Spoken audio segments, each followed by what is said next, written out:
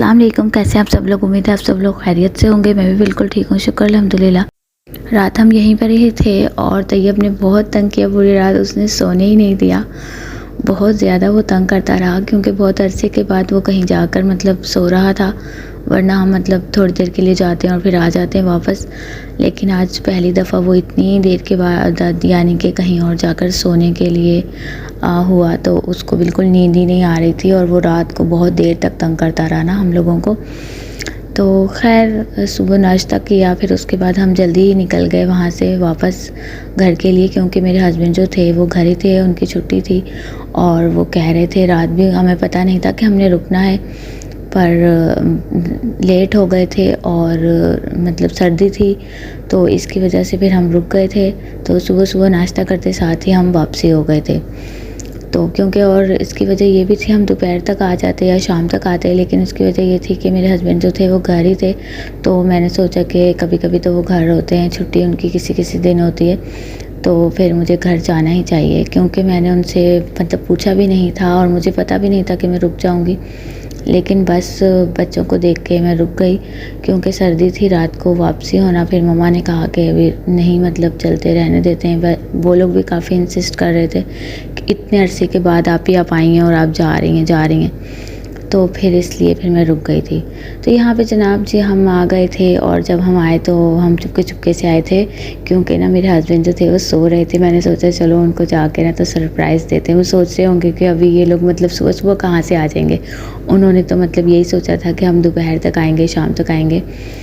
तो लेकिन हम सुबह सुबह आ गए तो वो सो रहे थे और हमने उनको आके तो भंडा किया। तो वो देख के एकदम से कहते हो भाई तुम लोग कहाँ से सुबह सुबह टपक पड़े हो, हैं टाइम देखो। जब टाइम देखा तो वो कहते इतनी सुबह सुबह आ गए। तो मैंने कहा हाँ। तो बच्चे बड़े मतलब एक दिन के बाद मिले तो कहते हैं मैंने तुम्हें इतना मिस किया, इतना मिस किया, इतना मिस किया। मैंने कहा हाँ इतना मिस किया। आ जाते तो कहने लगे कि मुझे पता ही नहीं था कि तुम लोग रात रुक जाओगे।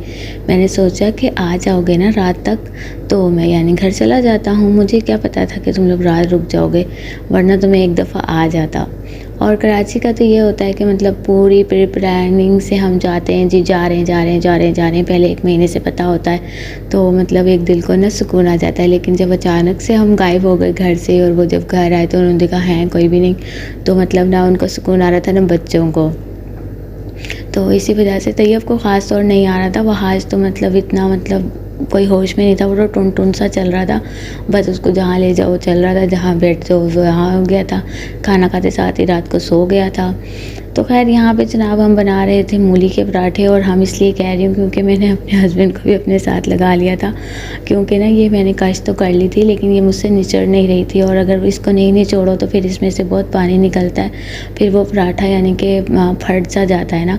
तो इसलिए मैंने उनको अपने साथ ही लगा लिया था कि भैया आप इसको यानी कि जो है ना वो मतलब मुझे निचोड़ के दें। फिर उन्होंने निचोड़ के दिए तो फिर मैंने उनके लिए भी पराठे बनाए, अपने लिए भी बनाए, क्योंकि लंच हो गया था, दोपहर का टाइम हो गया था। तो फिर हमने भी सुबह को नाश्ता किया हुआ था, तो फिर हमने भी खाने ही थे, मतलब कुछ तो खाना था, भूख तो लगी रही थी।